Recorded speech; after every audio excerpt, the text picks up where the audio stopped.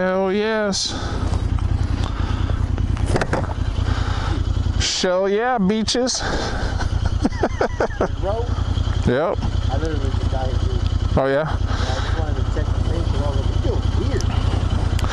I told you I was leaving, and I realized that my front tire was kind of squidgy going to work Friday. And I was like, oh shit, I better check that. It was down on the low 20s. It was like it was probably like 26. I don't think it was that low, but like I'd rather it was up around 30, 32. And the back one's at 32. That's at 30, that's at 32. That's perfect. Good grip, nice ride.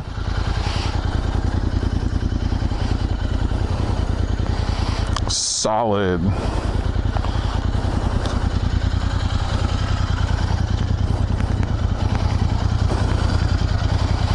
Cool. I got a full tank of gas too, I think. I don't, but you want to stop? I've only done 47 miles. We can stop. So I'm good. Oh, you got that too. I got this guy too. So we're both good. I went to Arvin the other day. Yesterday, I went to Arvin yesterday. Yeah. I filled up and then I went to Arvin and I came back and I was like, I'm good. I still have another 100 miles left in this damn thing. I was like, plus I have a gallon. And it's only like 60 out there and back. Yeah. We're good. So I'm good. Good deal. Okay.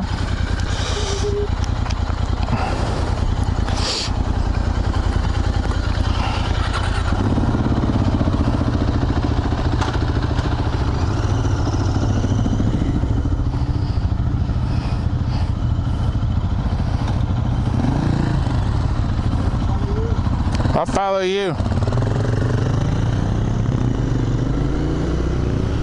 Yeah, I'm only got 15 miles on this tank, so I am righteous. Cosmetic, baby.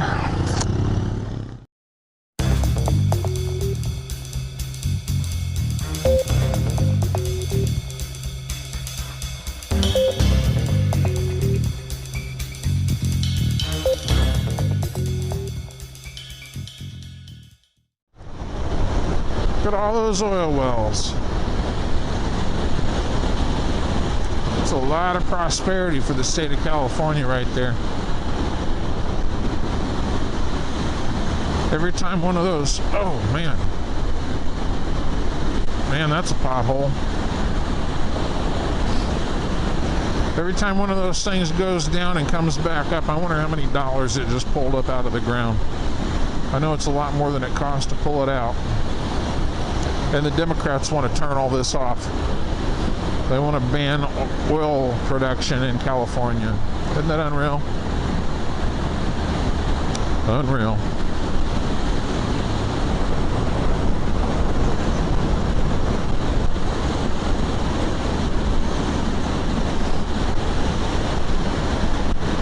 So yeah, I'm riding out to the range with Pete today.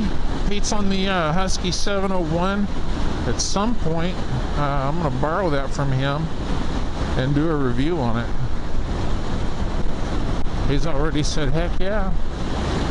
That is a cool bike. I really like that thing. If I was a dirt biker, I'd want something like that. I love the size of it. It's a little bit big for him. But he's a normal sized human being. I'm like a freak. So it's honestly, he was saying, I can't flat foot on it. I got on it to put it in the trailer with him when we took it to the dealership down south, and I can't flat foot on it either, and I'm 6'4". So that's a tall bike right there. But it's a pretty cool bike. It's a pretty cool bike. Anyway, we're going out to the range today. I have a treat especial. It's gonna be a good one. I love it. So retarded. I'm calling this my Christmas present. We're doing a test on it, and then we finish the paperwork on it tomorrow. Look at these clouds. Look at how nasty that looks. Man, I hope it doesn't rain on us, but look at how beautiful this is out here. It's all green. Usually we get about 2 weeks of green in the Central Valley here around Bakersfield. About March or April, you get about 2 or 3 weeks of green, and then it all dies and goes to that brown gold color that you see. The brown and gold from the green last year. But it's been a little bit.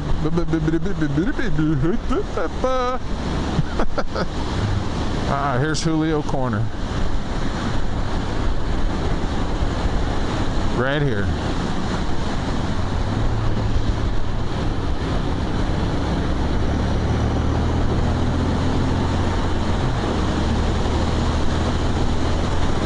God, I love this bike. Anyway, yeah, it's green. Green as heck, man. It's been raining and it hasn't been that cold. And we're, what, December something teenth, I think? 14th? Who knows? Oh, no, 15th. Because Friday was the 13th. Weird, huh? Oh, man, I love it. This is my favorite bit. I should have fell back a little bit. That's all right. We're still going pretty fast. Doing 60.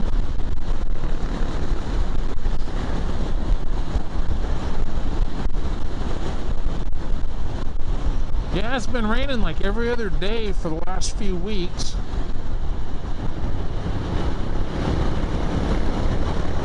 It's been raining like every other day. I've just been driving the car. And then I think it was Friday, Mama said, oh, I need to borrow the Pathfinder for a day. And I was like, oh, you need to borrow it for a couple of weeks. She's like, what? I don't want to do that. I'm like, yeah. So I conned her into it. I got the Prius back for a few weeks anyway. I intend to enjoy that. I like that little car. Shout out Julio.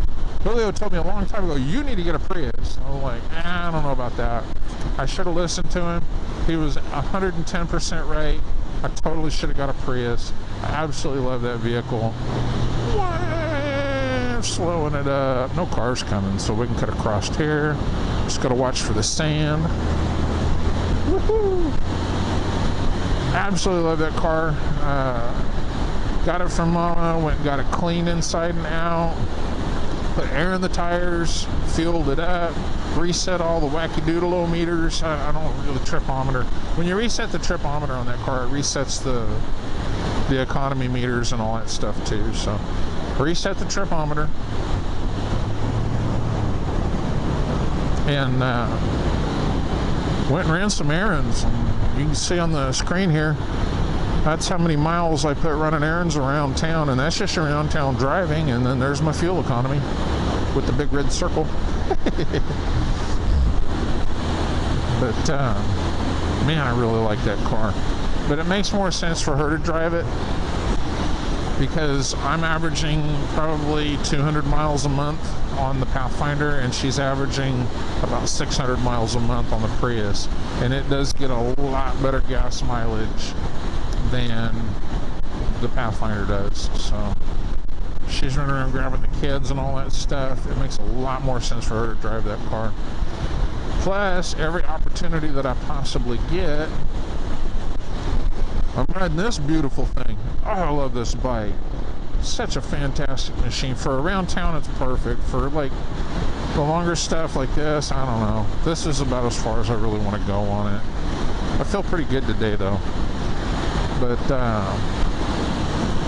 ooh, yeah, it's good for the Pathfinder. It only does like maybe 20 miles to the gallon if I behave myself. So, and I barely behave myself, so I'm getting like 17, 18 miles to the gallon. Yeah, and every chance I get, I ride this thing, and this thing is just fantastic. Look at how green it is. It's so beautiful. And Pete's on a dirt bike, and I gotta pretend.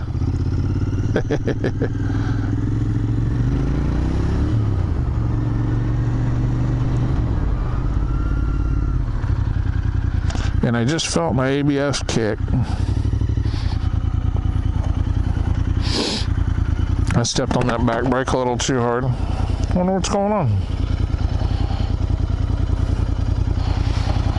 I'm going to use the front brake.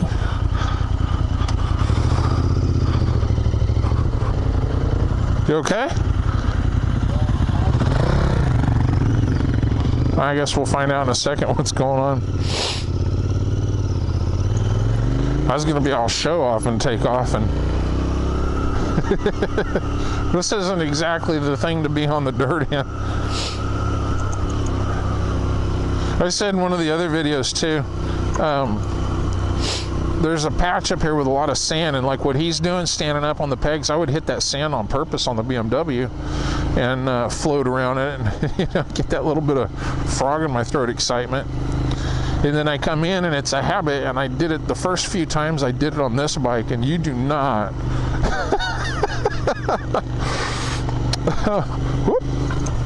you do not want to aim for the sand on this thing with these tires.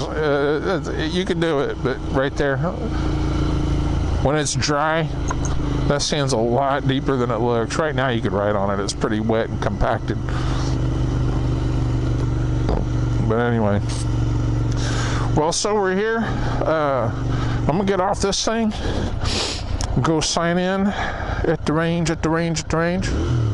I love this thing. And I will see you down at the pistol range, and we will show off the cool new fun Christmas present, the meme-tastic, blasterific. Oh boy, you're gonna love this. All right, we'll see you guys in a minute.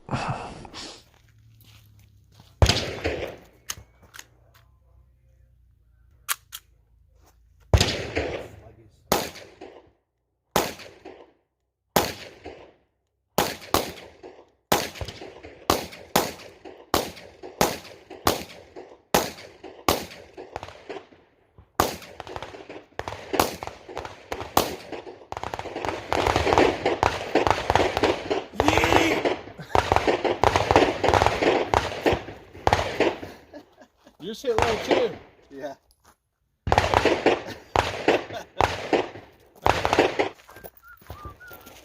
Go ahead.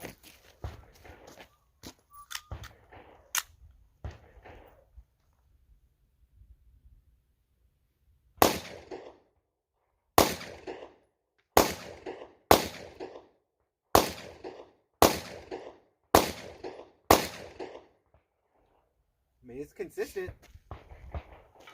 It's hitting in the same places. So what ammo are you running? Blazer 124 grain brass. Blazer brass 124 grain. I am running Blazer 115 grain aluminum. I told you guys that I was going to bring a new gun out, and it was going to be meme-tastic, and baby is it ever. The 2019 High Point Yeet Cannon G1, first generation.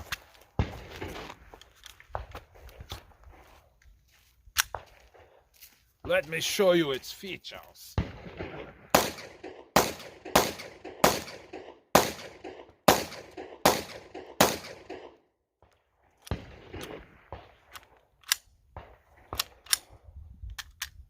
I think it probably,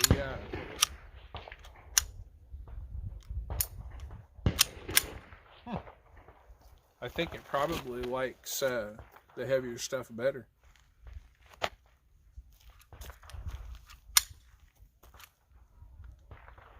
So mine's already broken. You broke yours? The magazine, the follower tilted back. Let's see if that's what it was. Yeah. So the follower tilted back. So that's the first malfunction of the day. I had a little bit of a slow cycle and a failure to feed almost, and then that. So let's shoot it some more.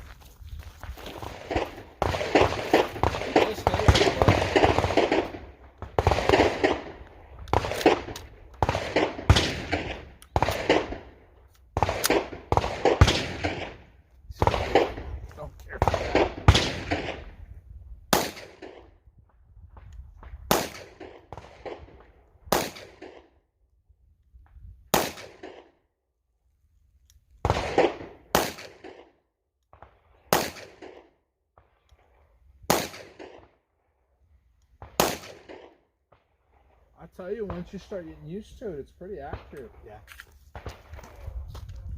It's not terrible.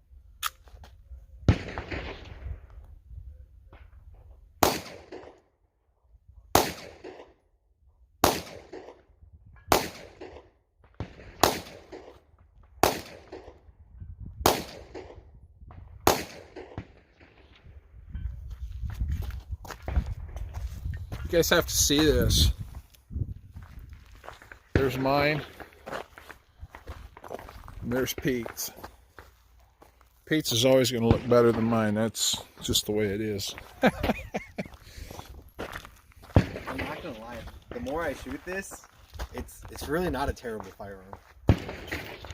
Yeah, I mean, the little bit of jams that we're getting here. I'm gonna try some of that aluminum, if you don't mind, to see if mine will do it. Okay. Because I've just been running brass. I'm wondering how much it's the aluminum. And yeah, I'm wondering how much it's the aluminum and how much it's the just the fact that it's brand new out of the box, guys. We haven't lubed these. No, we're they're just fresh shooting out of the box. So you're running flawless with the brass. Yeah. And I'm having a few hang-ups with the aluminum. This aluminum cycles light. Yeah. I'm 24 for 24. Okay. With aluminum, with the brass. So this time I'm going to run Pete's 124 grains in mine, and Pete's going to run the aluminum jump that I've got. So you want to go for that?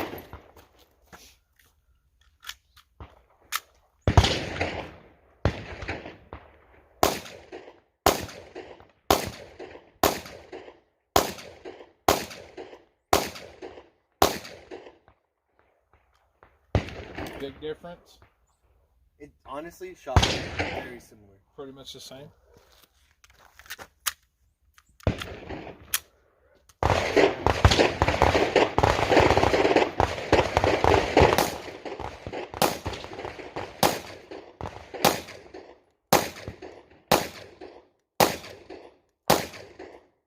Everything about that felt more positive. The recoil on that with the 124 grains was not any less manageable. Like you said, it's almost the very same. Similar. It feels very similar, but it just felt a little more positive in every action. Whenever the slide's cycling, it feels a lot better with that. Because I feel like with the 115s right now, it felt really slow.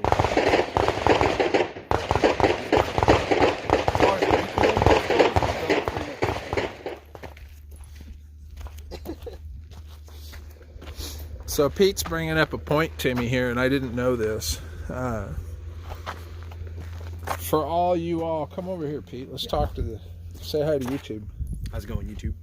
So Pete works at the gun store that I frequent the most often, Bakersfield Ammo and Gun. Mm-hmm. If you're in Kern County and you need work done, Pete's a good one to talk to. Pete works on ARs, builds them from the ground up, tunes them, makes them run right. Pete's been working on 1911s. Pete's really good with Glocks. Pete can help you with all kinds of stuff. Go down there and talk to Mark or Pete. That's the end of the advertisement section of the video. Shameless plug. The shameless plug. I'm not, again, guys, I'm not compensated in any way, shape, or form for any of this shit. So I just tell you what I like. Do what you want with that. So Pete was just mentioning to me, and I had no idea. Focus. Right here on the magazine, you see that there's that little notch cut out right in front of the feed lips right here.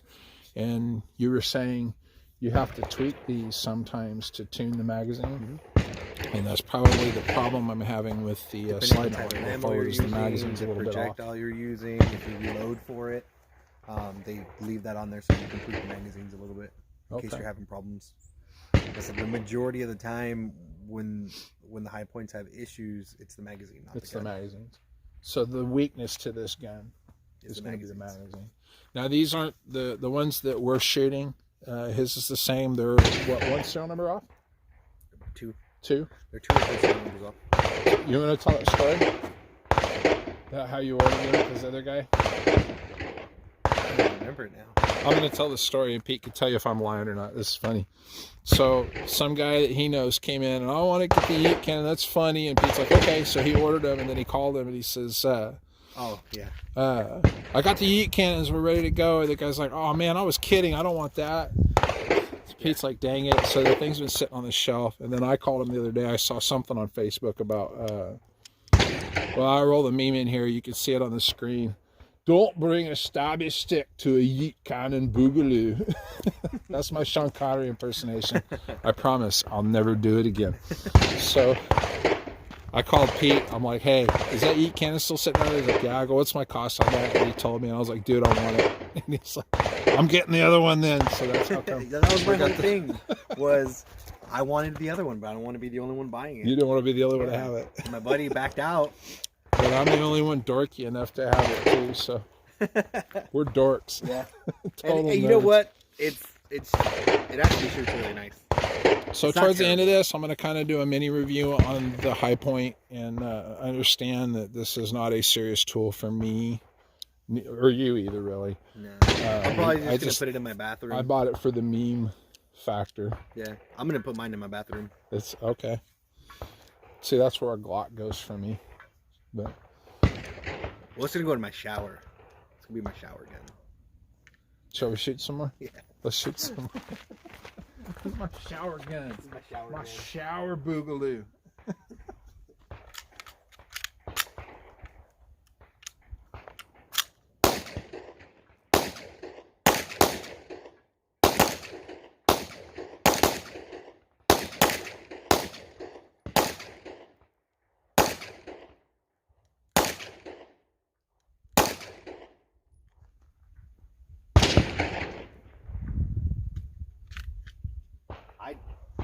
I like it. The grip is good. It's got the best grip of any handgun I've ever picked up. And that makes me want to cry because everything else about it is horrible. They got the grip right though. They really did. I mean, because it's really not bad. It's really not that bad at all. It's loosening up a bit too. Yeah.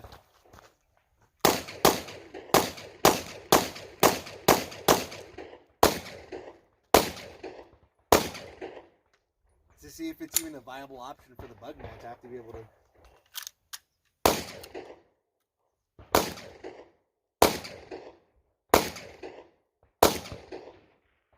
Yeah, it'll work. I'm gonna use this in the bug mount.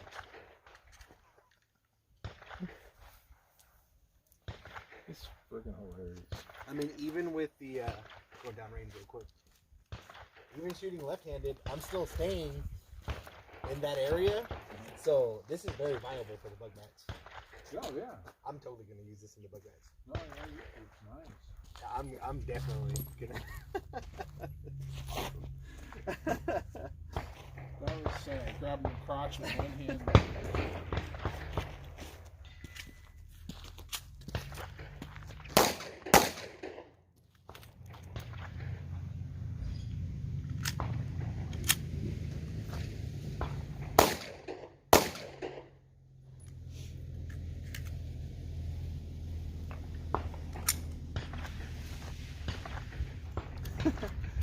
That's neat. I'm not gonna lie, that's not the worst thing I've ever shot. No, I've shot worse things than that. Oh yeah. Alright, I'm gonna quit goofing off. I'm gonna move to another circle on the target here. I'll show you right now, uncut, what I do, but I want to try to see how accurate I can be with this, and I'm gonna go with the top right hand circle, and I'm gonna try to shoot this as clean as possible. 8 rounds, see what we can do.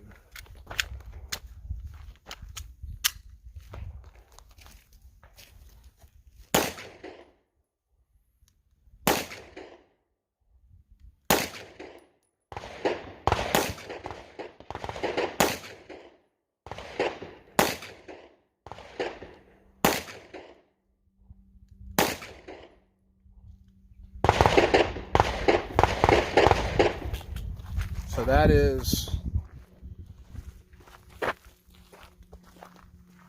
right here. That is holding the sights right on the orange dot. So the gun does shoot low a bit. Seems to be what the deal is. Yeah, it does. Even mine. And that's not bad for that kind of distance. That's slow firing, obviously. The hard part is the trigger. If you're looking at one of these, the trigger is not like anything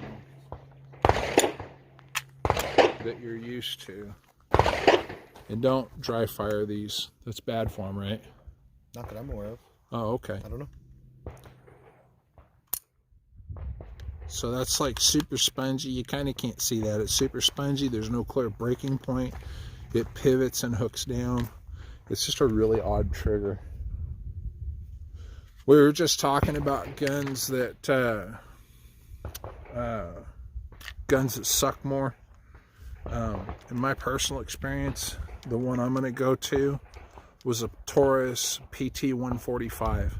Okay. Not the current version of that gun, the first version of that gun. That trigger was atrocious. And I don't care who you were, everybody that picked that gun up, no matter how good they were with a handgun, every one of them would throw the first round in the dirt about halfway between them and the target. Every time. Everybody did that. No matter how many times you shot that gun, when you first picked it up, you'd put that first round, oh, okay, and then it was super tight groups. After that, you were good. But that first round every time, it's just the triggering was horrible. So, not the worst thing I've ever shot, but it's definitely honestly, no Glock either. For a good comparison, is at least for a broader spectrum of people that they probably shot it, I prefer that trigger to any of the LEM HK triggers. Okay. The LEM double action only triggers, I don't care for that trigger at all. I have no experience with those. I don't. I hate it. You don't like them? Trigger. I'd prefer just their standard double action, single action. Those LEM triggers are horrible. That's my personal opinion, but they are horrible. So there you go. Pete says the HK makes a worse trigger than this. The LEM trigger. The LEM only. The single double triggers on the regular HKs are good. I never had a problem with those. What I couldn't get around with the HKs was the mag release being that little flappy paddle. Yeah. And I really like that European style mag release. Really? I really like that on the HKs and the Walthers. Okay. I would almost rather have a heel release. The heel releases I really don't bad. like those flappy paddles. Yeah. But I prefer this. This is good. So, guys, I'm gonna leave you. I'm gonna shoot one more magazine. Well, I'm gonna shoot 2 more magazines on camera here for you, and then I'm gonna leave you on this. Pete and I are gonna shoot some more, and then I'm gonna go to the tabletop, and we'll talk about this for a minute, and then I'm gonna ride home because I don't want to eat the whole damn day up with. If the video's too long, it'll be boring. Yeah. And I'm already editing a political rant out for you, so don't gripe at me in the comments.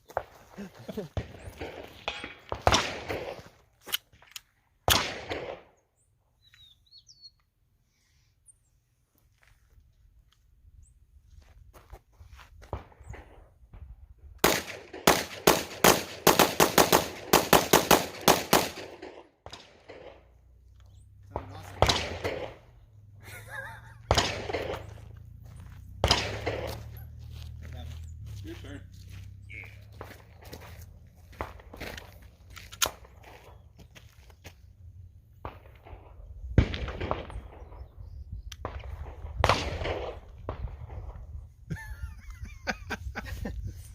Feels so wrong. Yeet!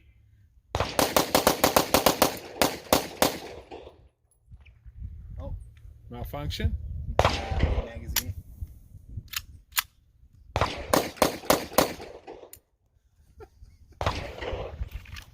Oh, I know what it is. I was hitting the magazine release when I was firing. Oh, because the wrong hand. Okay.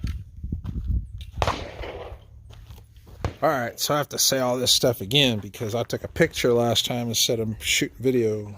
So, wanted to give you kind of my idea on this, not just as the internet joke that it is for us, but the pistol itself, the High Point C9. This is their compact size 9mm. It's okay. It's not bad. I really thought it was going to be horrible. The grip on it is really good, but the trigger is the trigger's spongy, but it's not something that you can't learn to work around. The slide is massively heavy because it's a direct blowback instead of a tipping barrel or drop link of some sort. So it has to be heavy because of that. It's got to be a big heavy thing. I'm not sure what polymer they're using, but it's polymer frame with I believe that's compressed zinc, right? I don't know the actual. And then the barrel is steel. So that's what the gun's made out of. It's okay. It's a good thing if you're on a budget.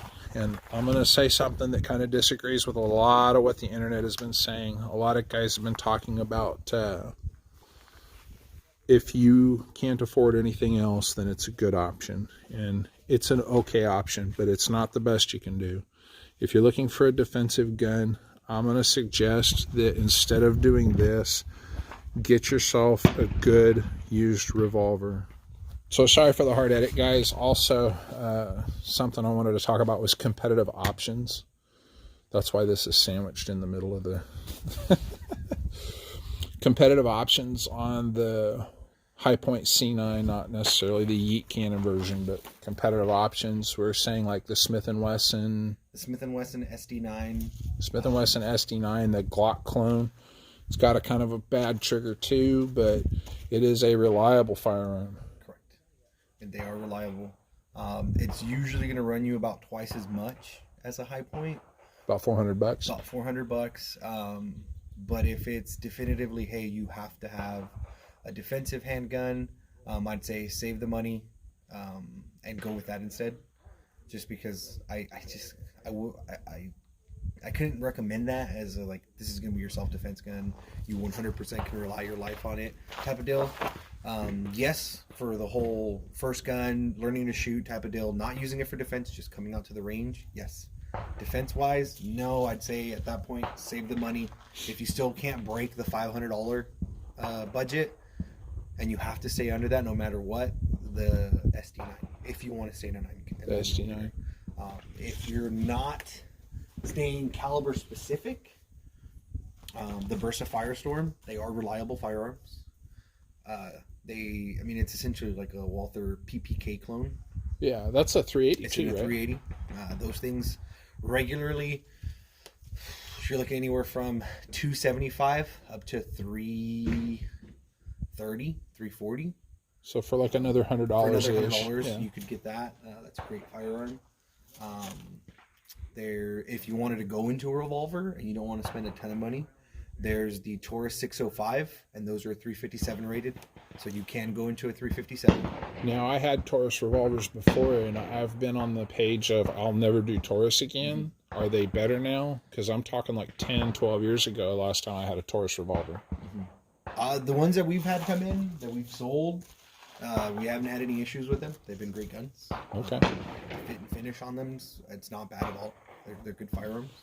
Those still put you in the low $400 range. When they do their rebates, that puts you in the low $300 range. Okay. For a 357 revolver. And guys and girls, you don't have to run hot 357s in a 357 revolver. You can get 38 specials, and I run 38 special plus P. And in my 357 revolvers, I have 357 ammo that I use for, okay, I want to go shoot a big animal or something. Mm-hmm. But just for defensive loads, I run 38 special plus P with hollow points. You've seen those in some of these videos. That's the way I run them. A bigger, heavier frame with a lighter recoiling round means an easier time. And some of us arthritic, busted up old people have to have that stuff. But if you're looking for a defensive gun, I'm going to suggest that instead of doing this, get yourself a good used revolver. You can have these for about $250. You know, they're sub $300, but you can get a good used revolver for that kind of price range. And the learning curve is going to be a lot steeper on the revolver. You're going to have to actually learn to use it. But if you're talking about getting something you're going to shoot once or twice a year, go out and use it at the range, maybe put a box of ammo through it each time, and then take it home and put it in a drawer. I think a revolver is going to serve you a lot better than this with its 8-round magazine. You can get a 6-round revolver, learn how to load it. You know, you can get these little dummy rounds, and learn how to load and unload your revolver, snap it. Dry fire practice is almost as important as live fire practice at the range. So I think you'd be better off that way. If you need help finding a good used revolver that's in decent shape, you need to go to the gun stores. You go to the gun stores and talk to the guys there. Go online and learn a fact about a gun, something semi-obscure, and then go ask questions of the guys about something that you already know about because you learned it online. And then see who tells you the truth and who's honest with you, and figure out, you know, you got guys like Pete here, figure out who you can trust, who you can talk to, and who you can ask questions of, and they will steer you in the right direction as far as a good revolver. That's my suggestion. These are a good toy if you want to get your first gun and you don't want to spend a lot of money and you want to kind of learn how to shoot. This is okay for that. Anything that you get later is going to be a vast improvement on this. And if you can master that spongy trigger, you're going to do really good with something that is actually decent. So that's my recommendation. That's my thoughts on the High Point C9.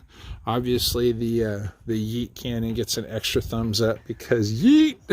That's why I bought it. So that's my 2 cents. Take it for what it's worth. You guys have a good one. Bam! I'm going to ride home with Pete, and I will catch you on the next one.